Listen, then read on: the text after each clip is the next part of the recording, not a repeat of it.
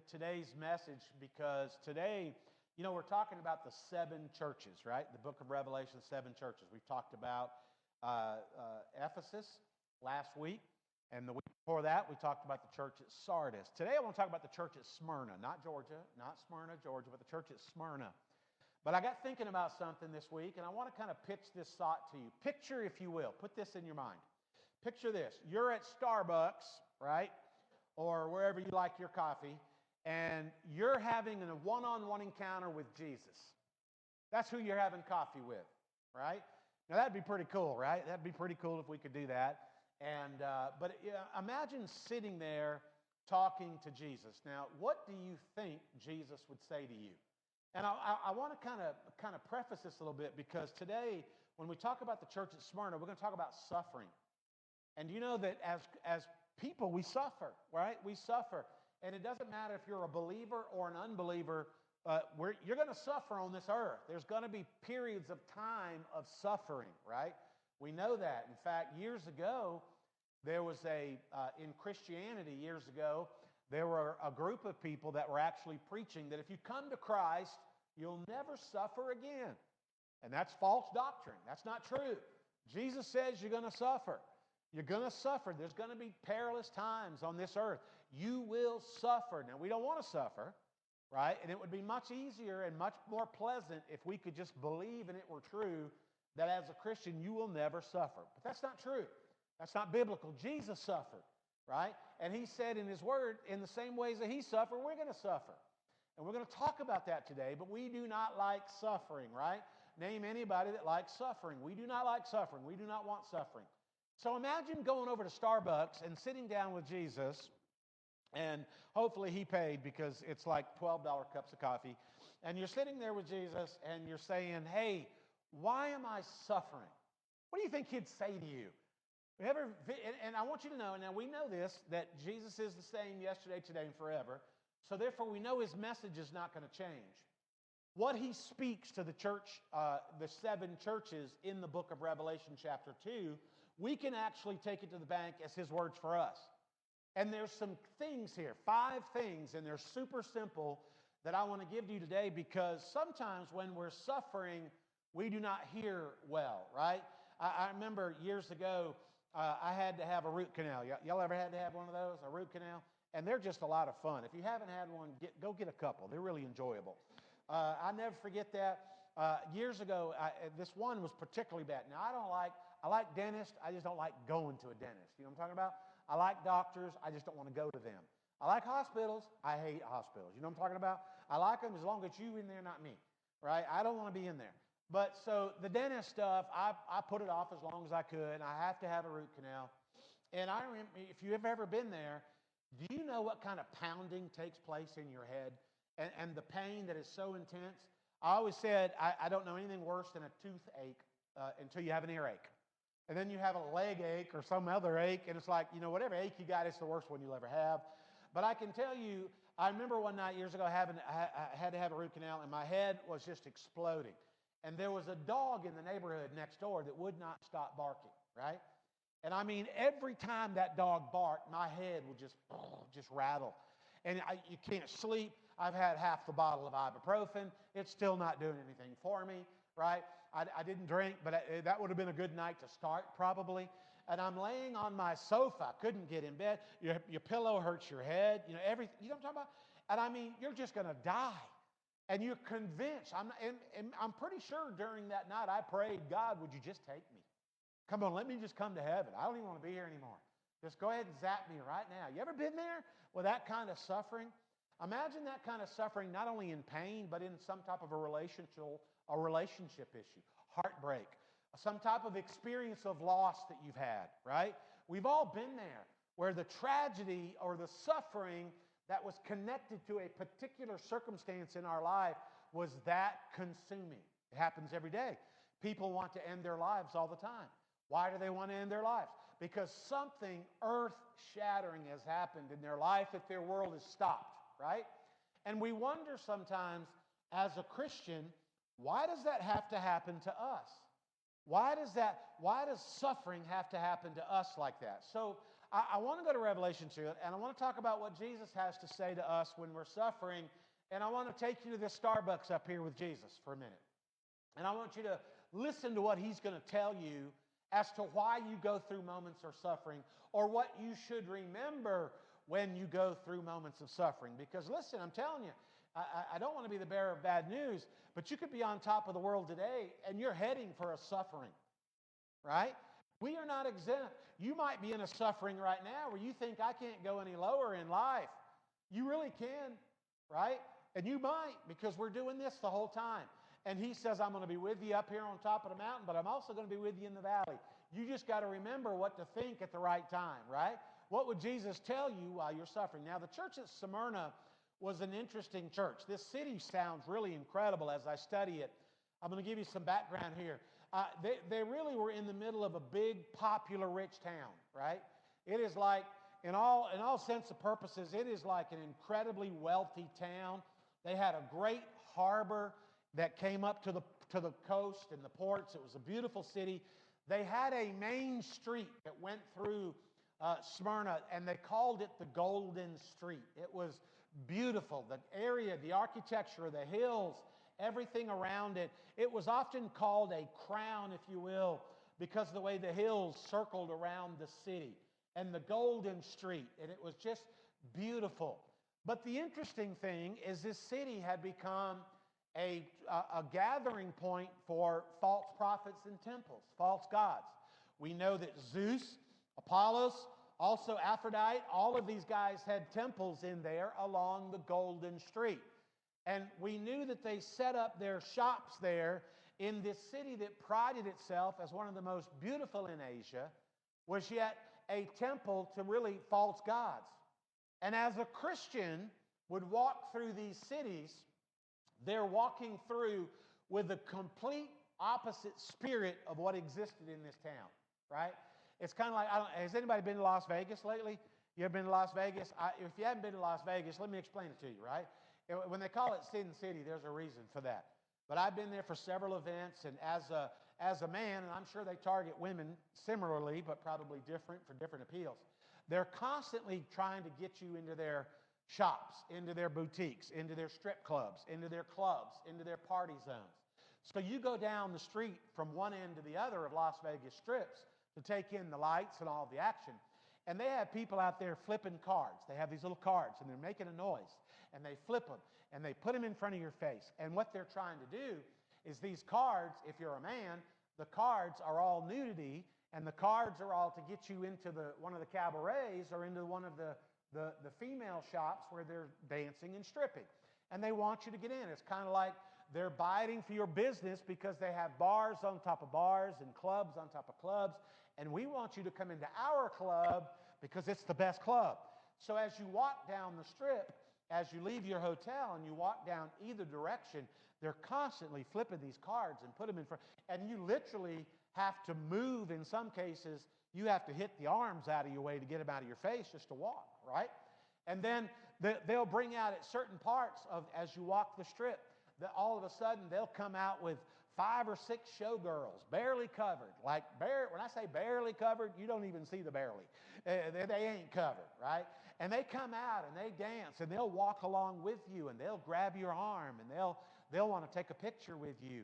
And I mean, it has become, over the years, it has escalated to the deal, if you're walking even a half a mile down the Las Vegas Strip, you're going to come face to face with the culture of the land.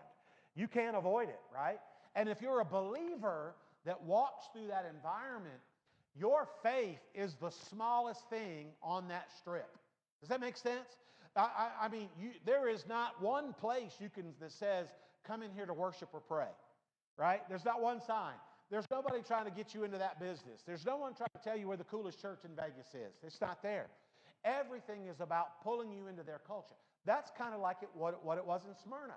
So as a Christian that lived there, they were often persecuted, right? Now, thankfully, we don't get persecuted as being a Christian, right? I say we don't. There are types of persecution here. You can get fired for protesting to be, proclaiming to be a Christian. If you can go to work, and if you talk too much about your religion and about your God, they're going to put you in a corner, and they're probably going to fire you at some point, right? But beyond that, you don't typically get crucified if you walk through the mall of Georgia, or you walk down the street. People aren't going to bother you if you're a Christian typically like this. But in this culture, they were dealing with it, and as they walked through the city, they were not a part of that environment at all. And they were dealing with intense suffering and crucifixion because everything was, come into the temple of Zeus, come into the temple of Apollos, come into the temple of Aphrodite, come into these places so that you can partake and see all of that. They dealt with their levels of suffering. That little believer that was in that town that was trying to live for Christ had no external influence whatsoever. They only had harassment because of the signs of the time. They suffered spiritually for that. Now, we don't suffer spiritually today, but we suffer with other things that come along. We have our own suffering. We suffer when family members persecute us, right? We suffer when family members disagree and squabble over things and argue. And, how many times have you ever attended a funeral to see families fight at the funeral? Can I tell you, as a pastor for 30-some years, I don't know how many funerals I've done. I don't know how many I've officiated. I can't even tell you how many I've officiated of people I didn't even know, because the funeral home will have somebody that passes away, and the family will be like, we don't have a pastor. And so a lot of times I would, volunteer. I'd tell the funeral, as ministry, because that's a good time to minister to people, right? So I would do funerals a lot of times. People I didn't even have a clue. Can I tell you how hilarious it was on many of occasions to walk up into a funeral home and to see a Jerry Springer type environment with people fighting over Grandma's microwave? I ain't kidding. Grandma had a house full of junk that nobody wanted until she died, and now all of a sudden, every known relative wants that microwave. I've seen fist fights in the middle of funeral homes. And I'm telling you, it's why? Because we want what they got, right? My grandmother died several years ago. Now, my grandmother was unique. They came from a different generation. They didn't have what we have today, right? My grandparents died back before this world got popular. I mean, my grandma, I don't know how many years it's been now, but my grandmother, when she died, she probably had 35 to 40 sets of salt and pepper shakers in her house. You know what I'm talking about? She just collected salt and pepper shakers, right? You walk in my grandma's trailer, and you go in there, and let me tell you, you're going to find everything under the sun in that trailer, because she hoarded everything. She kept it. It was unique to her. It was stuff that she kept. And I remember telling my mom, boy, when Nana dies, I don't want to be around for cleaning that house out. You know what I'm talking about? Because I can tell you, there won't be no shoebox under that bed, and if there is, there won't be enough in there worth going for. You know what I'm talking about? But people show up at the time of death. We want to know and then all of a sudden what happens? A family squabble, and there's suffering there. Or there's people that we watch that are dear to us who die or go through a very tragic event. I cannot fathom what it's like as a parent to lose a child. I cannot fathom that level of pain. I have not experienced that, and I've watched it with other people, and my heart breaks when I think about what kind of pain they must be facing losing a child. I can't understand what it would be like losing a child before the child was born. But imagine the pain after you've had the opportunity to live life with that child for many years, or 2 or 3 years, whatever. And you grow so fond of your baby, and now your baby. I don't understand that. I don't know how to embrace that mother or that father. That is a level of pain I've never felt. But imagine the suffering that people are carrying today in this world that you don't even have a clue. That's why I tell people all the time, when you encounter somebody that's rude and nasty and just a mean, rotten person, you got to look beyond their exterior facade, and you got to look into their spirit to find out what made them so crusty. Can I tell you, you leave your bread in the toaster too long and it's going to get burnt, right? Someone's gone through the fire of suffering for so long, it's going to affect their facade, and they're not going to be as pleasant. We go through suffering. We watch the world suffering. Have you turned the news on this week? It doesn't matter the day.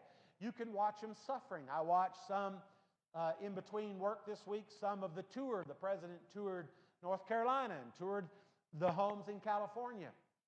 And they show the devastation. Could you imagine that being you? Could you imagine that being us as a family living in that circumstance that they're facing still to this day in North Carolina. Could you imagine being the hostages that are still held up in Israel? Can you imagine living in a place where bombs are being dropped on your head? I mean, think about that. The suffering, excuse me, the suffering that's in this world. Hang on one second and I'll be good. Got a frog in my throat. Got something in there. Anyways, we're good. But imagine that suffering. We're going to go through the suffering. But Jesus, what would you tell me if I'm at Starbucks with you and I'm going through suffering? I want you to write this down. Number one, Jesus is going to look at you and he's going to say this. He's going to say, I know. He's going to say, I know. What? Are you kidding me? Yes, he's going to look at you and he's going to say this to you. He's going to say, I know. I know everything. I see it. I understand what you're going through. There's not a thing in your life that has caught him off guard. You have to look at your circumstances at times and wonder, God, did you know this was coming? Did you know I was going to lose my job? Did you know I was going to lose my 401k? Did you know I was going to lose my mother? Did you know I was going to have this hardship? What are you thinking? And we get mad at God, right? We get mad at God. God, did you know I was going to get cancer? Did you know I was going to go through this hardship? Did you know my car engine was going to blow up? God, where are you? And God would tell you if you were talking to him this morning, yeah, son, I know. I know everything about you. I know what's going on in your life. I know everything. You cannot catch me off guard. There's never a dilemma in your life that God does not know about it. He says, I know. And he says, you're not going through it alone, even though you feel like you are. God, do you understand the amount of hurt I felt because of a scenario in my life, a circumstance in my life? Do you know the betrayal I feel in my heart through relationships and through my job? And do you know the hurt that I'm going through? And you cry your tears and you're so broken. And he's looking at you this morning saying, yes, my son, I know. Yes, my daughter, I know. I know right where you are. He reminds us in his word that he knows every hair upon your head. He knows the very number of the sand on the seashore. If he knows that, how much more does he know about you? He knows and he understands. And that's what he's telling to the church at Smyrna. Yes, I understand what it's like. Jesus, think about it.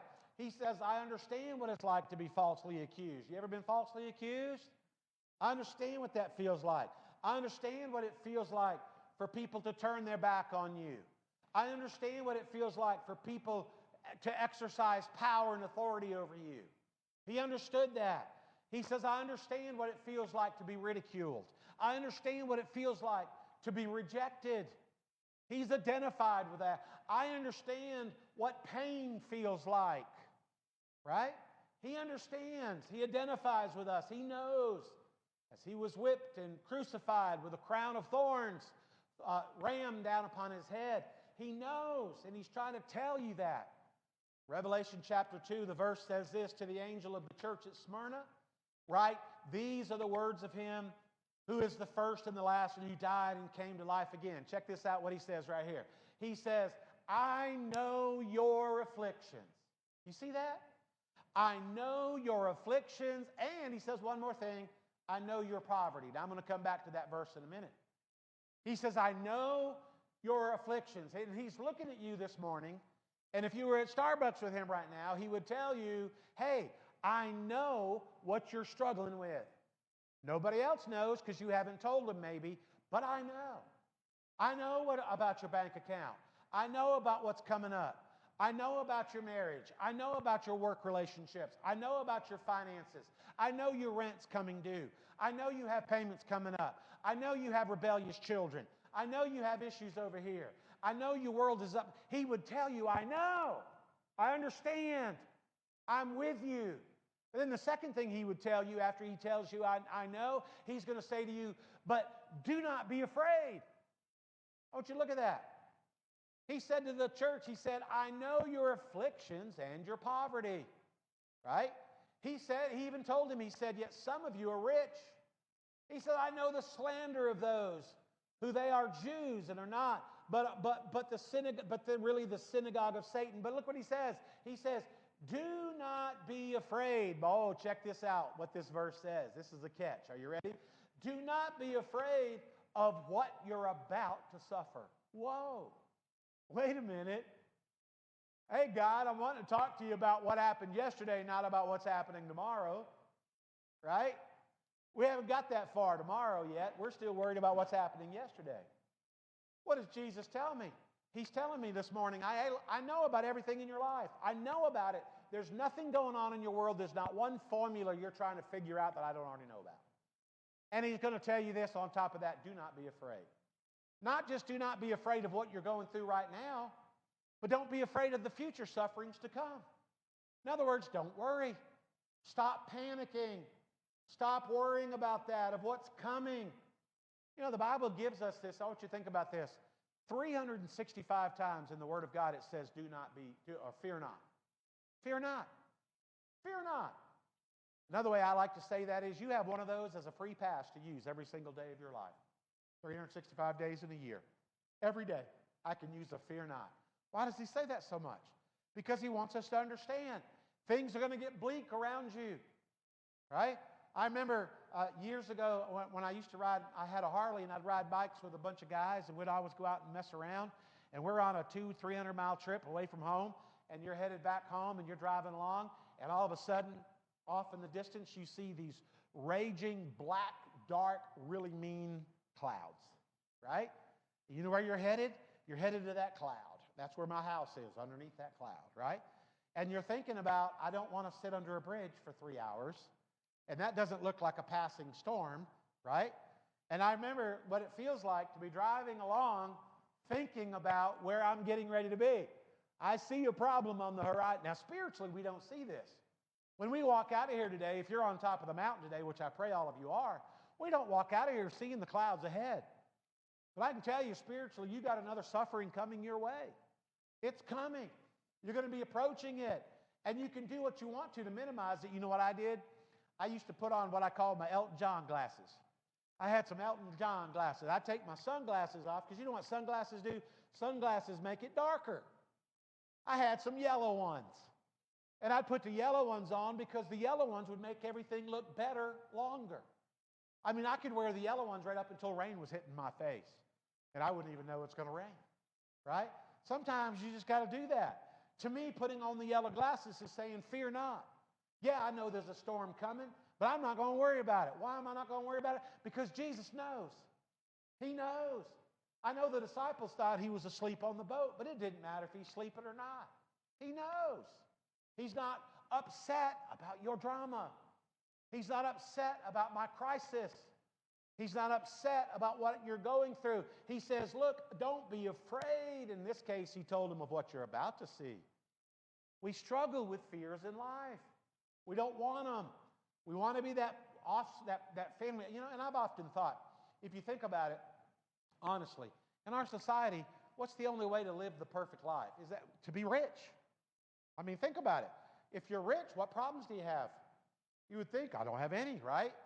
No, if I'm wealthy, I got the house on the beach, I got the house in the mountains, I got the house in Buford, I got all the vehicles, I got all the toys, I got everything I want, I have no need of nothing. I can just sit on Amazon all day long and just order things for fun, right?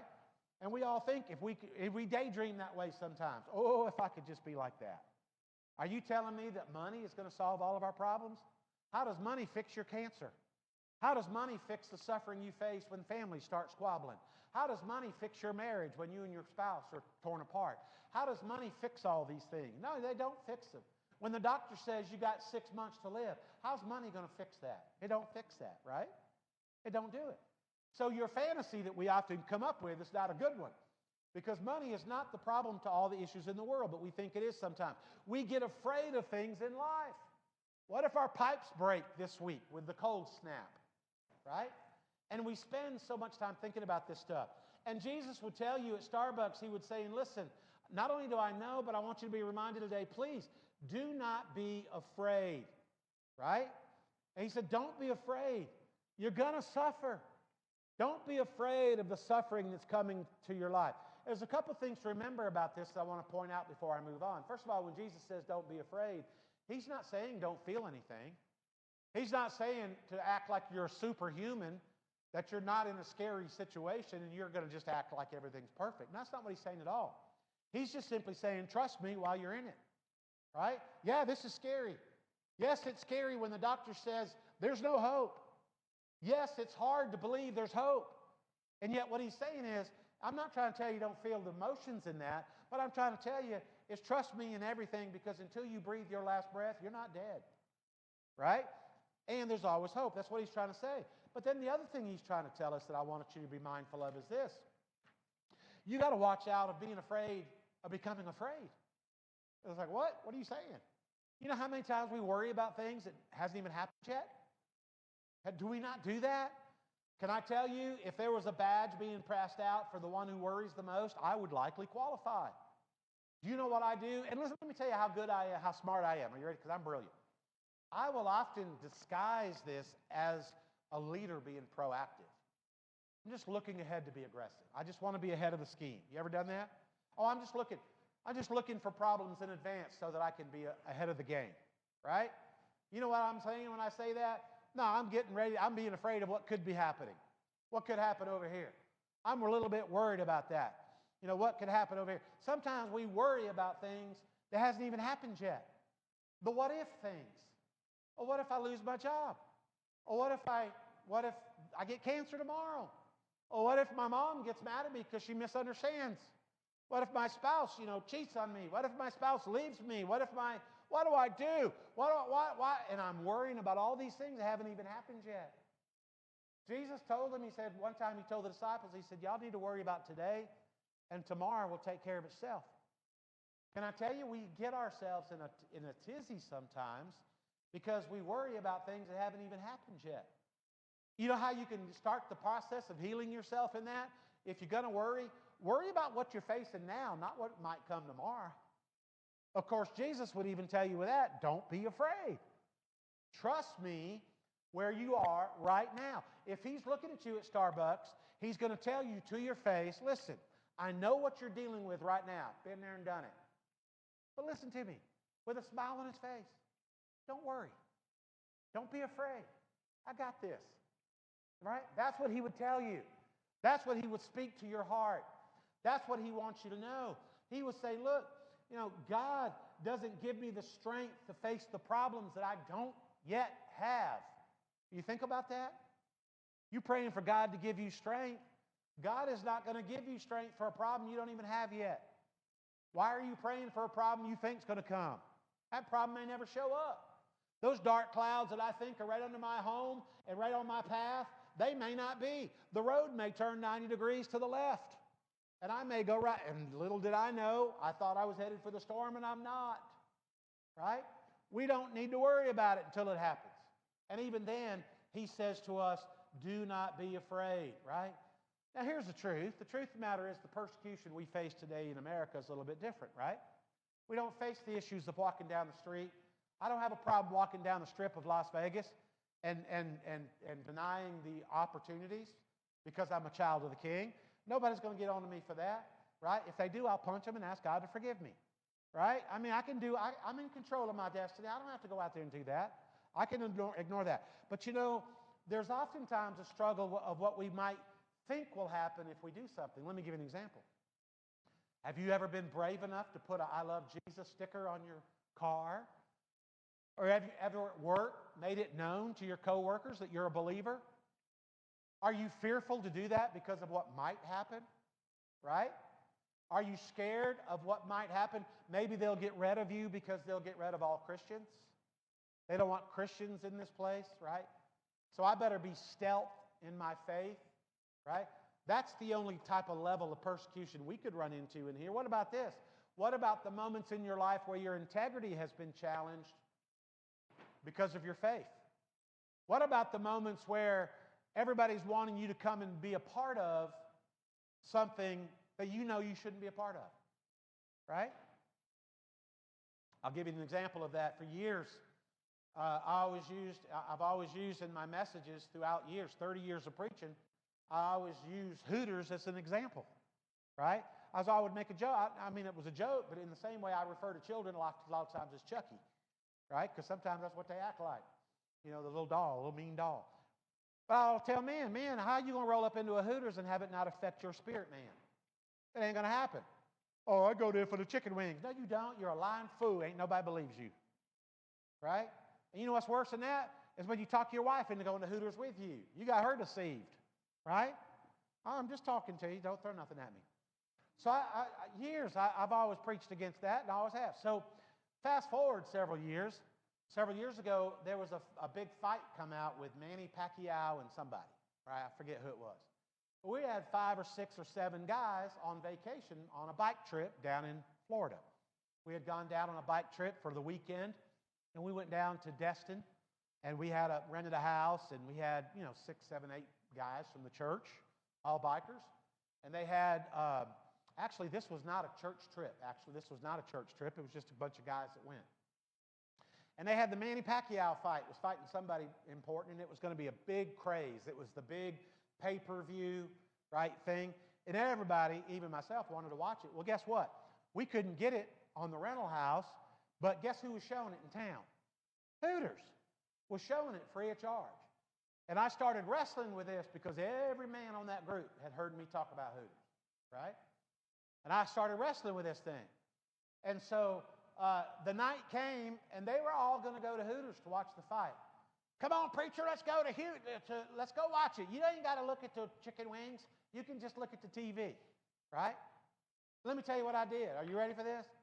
I rationalized it, and I said, well, you know what? They're right. I can go do that. It'll be all right.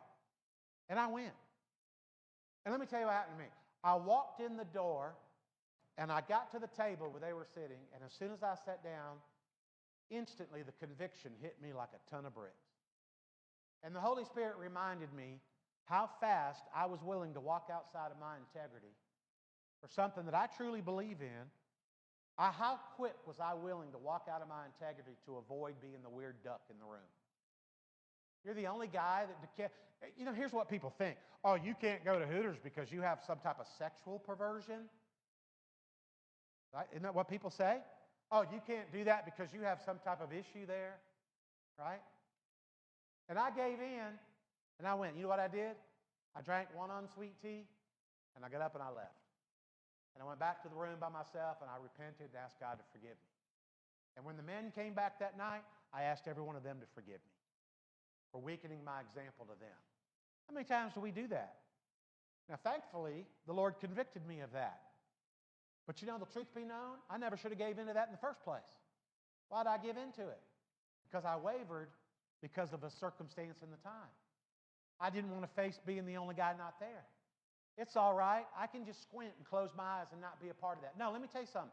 Sometimes you're not supposed to be watching certain TV shows. You watching a TV show where they got a bunch of extra skin involved and they're saying the F word every 3 words, you ought to be ashamed of yourself. You got children in your house knowing you watch that junk? You ought to be ashamed of yeah. All right, y'all get mad at me. It is what, am I telling the truth? How can you be a leader in your family? How can you lead those around you? How can you talk to people at work about how the powers of darkness are consuming their life when you go out and do it yourself in the closet and nobody sees it? We can't do that. That's where we face it. And that's why Jesus is trying to tell us, look, I know what you're going through. I know the struggle's real, but don't be afraid. I'm with you, and it's going to work out. But here's the third thing he's going to tell you. Write this down. He says this, I tell you. Whoa, wait a minute, that's pretty good. What is he going to tell me? Look at this. He says, I tell you. I'm going to go back to that verse. He says this. He says, I know about your afflictions. He says, do not be afraid about what you're suffering. But look at this. I tell you, the devil will put some of you into prison and test you, and you will suffer persecution. You see that?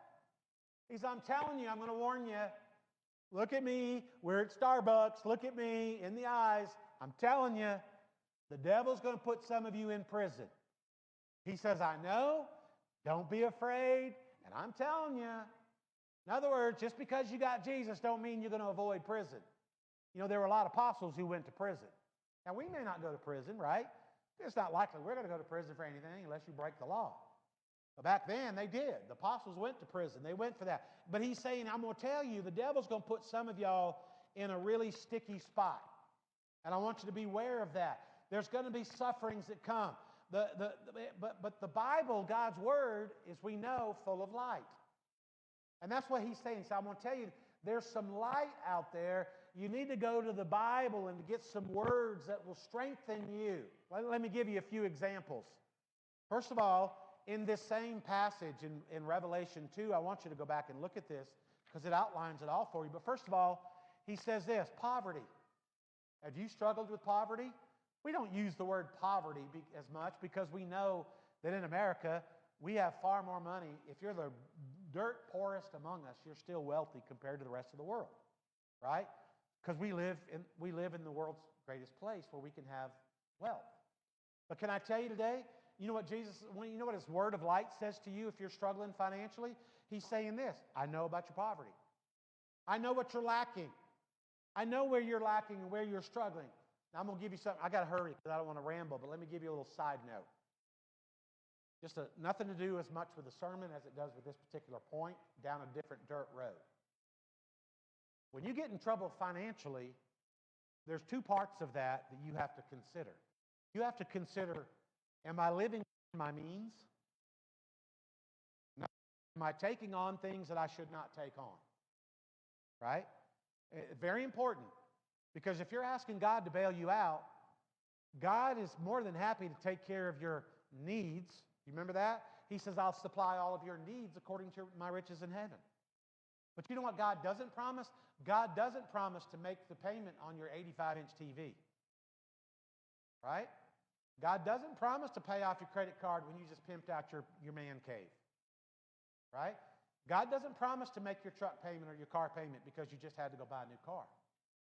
You follow me? I know we don't want to hear this because it's not. What we want to do is we want to get all of our life situated where we're comfortable, and then we want to say, okay, God, now you have a situation here. You got to provide for all this stuff over here. And God's like, well, now, wait a minute. I don't want to hurt your feelings, right? But it wasn't my spirit that told you to go buy that brand new car. Or it wasn't my spirit that told you to go buy that big old fancy house, right? Matter of fact, when you were talking to the agent about that house, I put a little pit down in your stomach that you ran right through. Anybody know what I'm talking about? Have I done that? Oh, my Lord, have I done that? Right? What am I saying? And I don't want to depress you. Some of you are like, oh, my Lord, I'll never get help now. Right? What I'm trying to tell you is if you want God's deliverance over your finances, you got to get back to living within your means. Because in America, we have a culture that says if you see it, buy it. Matter of fact, we don't care how bad your credit is, we'll still sell it to you. You go on any car lot in America today and try to buy a car. I don't care if your credit is negative 400. You're going to get a car. They're going to send you home with a car, right? They could care less. Now, it'll probably have a GPS on it so they can come pick it up next month, but that's how they make even more money. Did you know our court system is full of cases? And you know who's getting rich every day? Attorneys by the trillions are getting rich because of people who are in court because they can't afford to live. And then we get mad at God. God, why didn't you bail me out? And God's like, whoa, wait a minute here, bucko. I didn't tell you to go finance that thing. Right? Let me tell you, if your living is so far beyond your means that you can't afford to tithe to God, don't count on Him to bail you out. Right? I harp on that a lot, but I want you to understand. And that's what He's saying. He said, I know your poverty. What about slander? Have any of you ever been slandered? Has anybody ever said something about you that wasn't true? Did you know nowadays on Facebook and social media, people can say anything they want to? Did you know that it doesn't have to be true to be said? It used to, right? We used to be able to, back in the old days, if you said something, you better be able to back it up. Doesn't matter anymore. They don't care. It doesn't have to be true, right? And that's why you got to be ready for that kind of bite. But He says this, He says, I know the slander of those who are in the city. Jesus told them, I know about Zeus and Aphroditus and all these guys. I know about Apollos. I know that they do. I know how they're going to make a mockery of you. You know, what about prison? Well, we don't go to prison as much, right? But you know what? The prison of this day, the actual prison that exists today is full of believers. There's a lot of believers there, right? And they're still there, but He knows about all that. What about death? He says this, be faithful even to the point of death, right? Does God care? He says, I know about these are persecution and things that come. And He's trying to comfort us. He's saying, look, go to my word and see the light that I give you. I'm going to give you light for every circumstance in your life. Because there are really four types of persecution that the church in Smyrna faced that we faced. One of them is the powerful. They had the powerful in the community, right? They had the Roman government, the powers that be. In their day, it was the government saying to them, hey, you need to bow down and worship one of these false idols. That's what they said to them.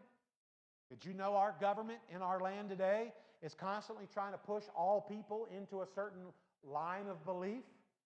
Did you know your Christian values are being lined up even now? You don't think it's true? Go home and turn on the TV and look at the abortion fight. Go home and look at the other fights, right?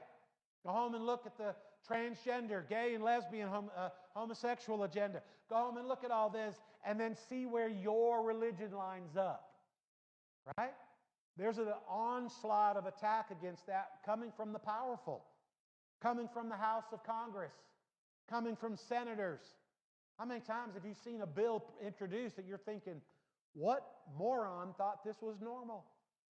I can tell you, a sinful, dark-hearted moron, right? That's been given over to the enemy. And they're trying to separate believers from unbelievers in this world. Whether you see it or not, it's happening right before your eyes. And it's all part of the end times, and it's all going to be exposed greatly very soon. But I'm telling you, it's happening. It's been happening for years.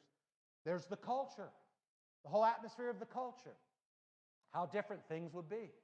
You remember how all of these agendas have started slowly coming onto the scene, and now they're a part of our everyday life, right? You take it or leave it.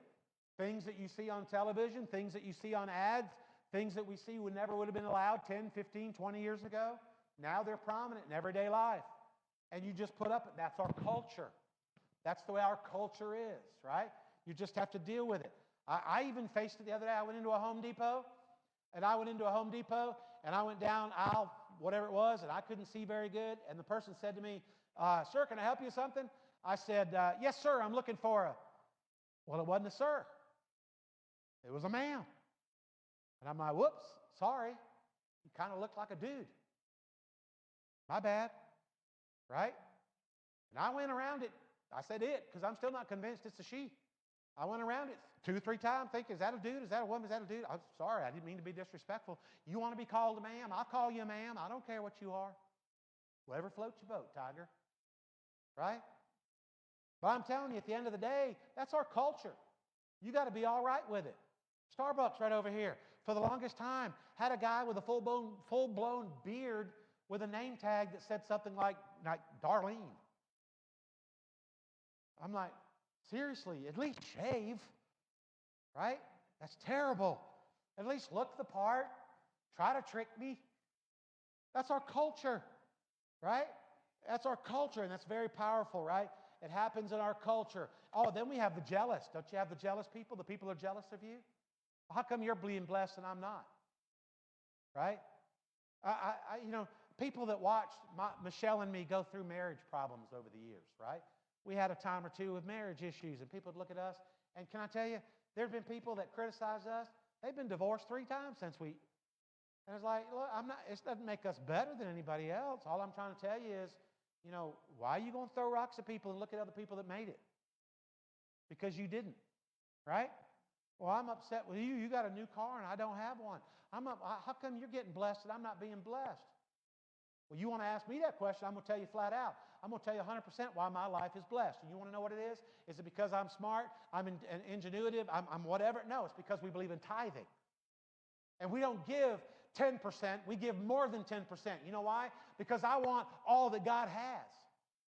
And that's a part of our living, and it gets paid before the mortgage gets paid. Am I saying that because Pathway Church needs money? No, you can forget Pathway Church. I'm doing it because that's where God's blessings come from. Right? That's it. That's why I do it. Most important, if you want to call it a bill, it isn't a bill, it's an investment.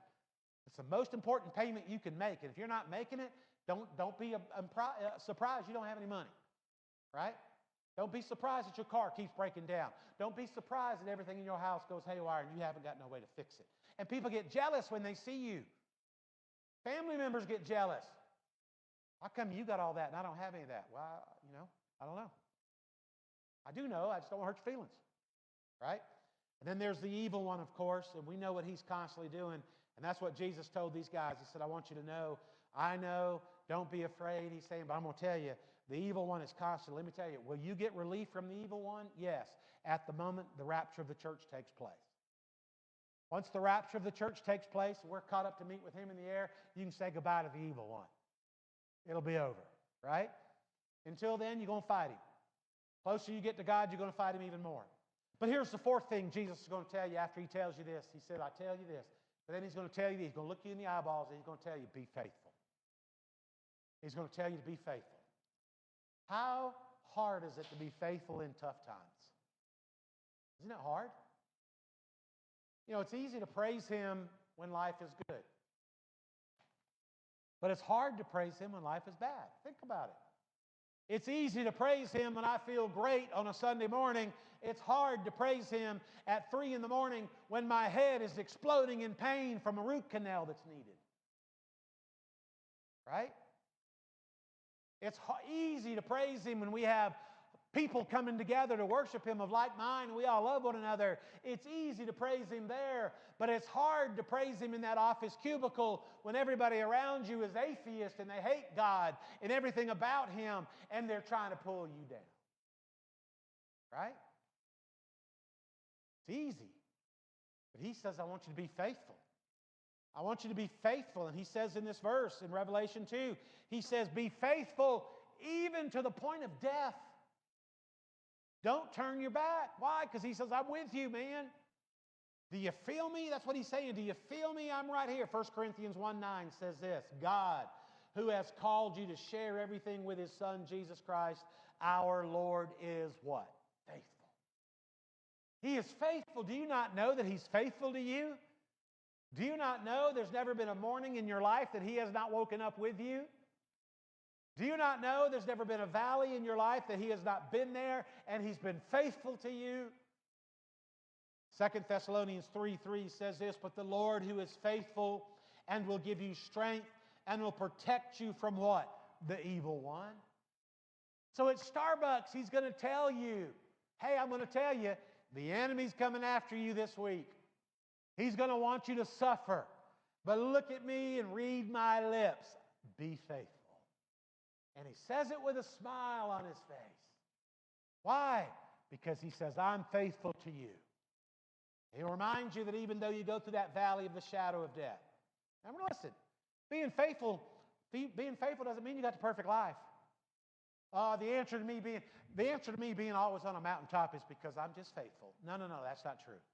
That's bull. Right? I'm not having a great day just because I'm being faithful. That's not true. You're not going to be faithful just because life is perfect, right? And you're not going to have a perfect life because you are faithful. What it means is you can trust him to keep your promises. My grandfather died at the age of 98. He lived in Maine. He was a church pioneer. Planted 33 churches, right? Northern New England. He didn't know anything. He had no education.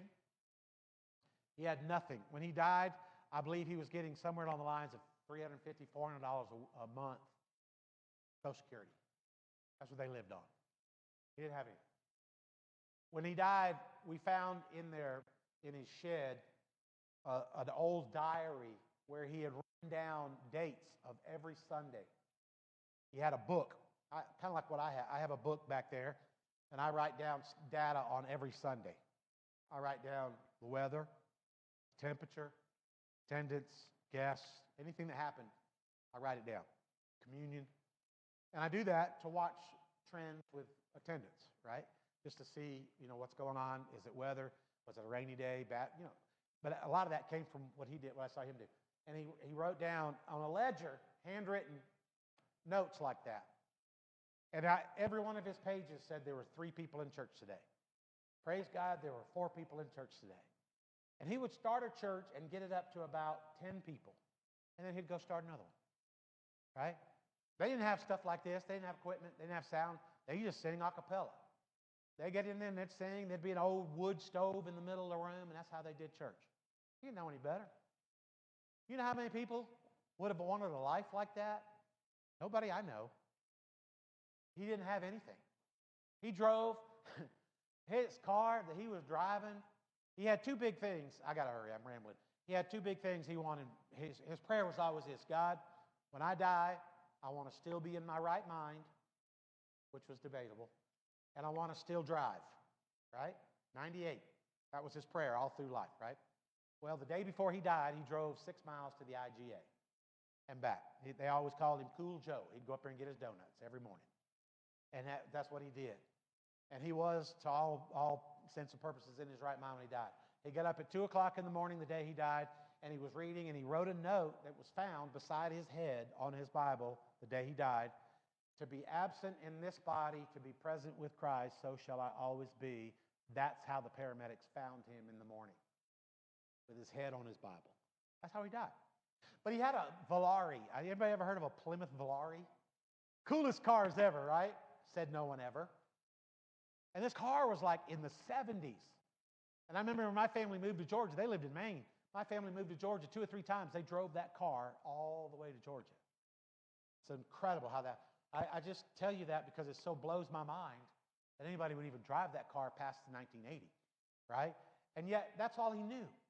But he was faithful to God. When you look at the church at Smyrna, there was a guy there that his name comes up. It's a wonderful name. In fact, if any of you ever have any more children, you may consider naming your child this. His name was Polycarp. Polycarp was known as what they believed to be the very first pastor of the church at Smyrna. And at one point, at the age of 86, they took him into the temple square, and they asked him this question in that place. They asked him, right, looked him right in the eye, and they said, "Why have you been faithful to the church all these years?" And this is what they quoted him to say: 86 years I have served him, and he has done me no wrong. How can I blaspheme my king who saved me? Would that not be a faithful statement? Let me ask you, what has God done to you to make you not be faithful? When has he not been there for you? What a picture of faithfulness. Jesus will tell you today, you got to be faithful. I'm going to close with the last one, number 5. Write this down. But he also tells you something else. He says, I'm going to give you. He says, I will give you. These are the 5 things he's going to tell you. I will give you. What is he going to give me? Because we like the give me stuff, right? He says this. He says, be faithful even to the point of death, and I will give you what? The crown of life. He who has an ear, let him hear what the Spirit says to the churches. He who overcomes will not be hurt at all by the second death. Do not be afraid. You know what he's trying to tell you? He's saying, look, are you suffering today? Are you crying yourself to sleep some nights and nobody knows about your tears? Can he tell you something this morning? He's looking at you at Starbucks saying this: I'm going to give you something. It's going to be so great, right? It's going to be awesome. I'm going to give you the crown of life. I'm going to give you a reward that's coming that no one would ever fathom if you'll just be strong. If you'll just, yes, I see it. I know. I see your struggles. I see your job loss. I see your income loss. I see your body deteriorating in pain. Yes, I know. But don't be afraid. Because I'm going to tell you, be faithful, because I'm going to give you. Soon and very soon it's over, man. I talk about this all the time. This was one of the main reasons we wanted to start this church, right? Main reason was right here. I wanted everybody to know the time is running out. More specifically, for me personally, let me tell you. My prayer was this: I don't want to get to heaven and have God look at me and say, boy, you could have had so much more influence. Why didn't you use it? You could have done so much more to reach one more person. Why didn't you do it? I didn't want that. When I stand before God, he already knows, listen to me, he already knows my dark side. He already knows my sin, my shame, my failures. He knows all the things about me that are terrible. And he still loves me. Same with you. He knows what's in your closet that nobody knows but you. He knows. And he wants it cleaned out. But guess what? Until it's cleaned out, he ain't going to give up on you. He still loves you. But I don't want to limp into heaven and have him say to me, man, what a disappointment. I gave you personality. I gave you a little bit of money to use. I gave you, a family to use. I gave you creativity to use. And yet you did nothing but sin. I got convicted with that. I said, I don't want that. I don't know what. I started praying about it. So God must want us to start another church. We're going to start another church. And I hope and pray this church works out. I'm going to believe it does. Right, by faith. But I'm going to tell you the truth. If it don't, we all going to band together and do something to reach somebody else for Christ. Because time's running out. There's pain and suffering on this earth that you've never seen before. We've never seen it before. Used to just be certain parts of the world. Now it's the entire world. The evening news doesn't have to even leave the United States of America to find suffering. You can just stay right, forget the world. We got enough right here to make people cry at night. Right? Suffering's everywhere. But what happens? Why do we listen? Remind yourself of this. Jesus will tell you, hey, I'm going to give you crown of life. That's why he says, I love this words when he says, to him who has an ear to hear, let him hear. You know what? We all got ears, but we ain't all listening. We got ears within us that tell us conviction not to do certain things that we go right through like a red light. And we still do. Can I tell you, if you run red lights, you're going to get a ticket. If you run red lights, you can't expect God to bail you out. Right? Now, that happens. He's like, I warned you. I gave you that spirit inside of you. You got to start listening to that thing. Right? That thing might be your spouse. Don't you call her a thing. That's my job. That thing might be your spouse is telling you. And you know what? You better listen to your spouse. Because that's who y'all together with. Y'all need to listen. Make wise decisions. But to him who overcomes. Are you going to face suffering? Yeah. But what does Jesus say to the church that suffers? You're going to be all right. Can I remind you today as we close, when you're at your weakest point and your heart is so broken, can I remind you to go have that coffee with Jesus? Go sit in that bedroom by yourself, or that bathroom if you have to, that deck. Go sit down by yourself with your little cup of whatever and talk to Jesus and listen to these 5 words he's going to tell you. He's going to tell you, I know. He's going to tell you, I know all about it. He's going to tell you, don't be afraid. Don't be afraid of cancer. Don't be afraid. You don't know what I'm doing, but don't worry about it. I got you. I got you. Don't be afraid. I got you. You're going to be okay. And listen, if it takes your life on this earth, you win. It's better for you. Right? That's what Paul said. For me to live is going to be Christ, but if I die, what did he say? I gain. In other words, I win. Game over. Whoo, it's over. I don't have to suffer anymore. But if I am here suffering, it's going to be all about Christ. But I hope I can die, really. He must have been bummed out a number of times. He was in prison and they stoned him and he didn't die. He just suffered. What am I trying to tell you? Trust him all the way through. He's got a plan for you. And know this, soon and very soon, we're going to see the King. It's about over. You can watch the signs all around us.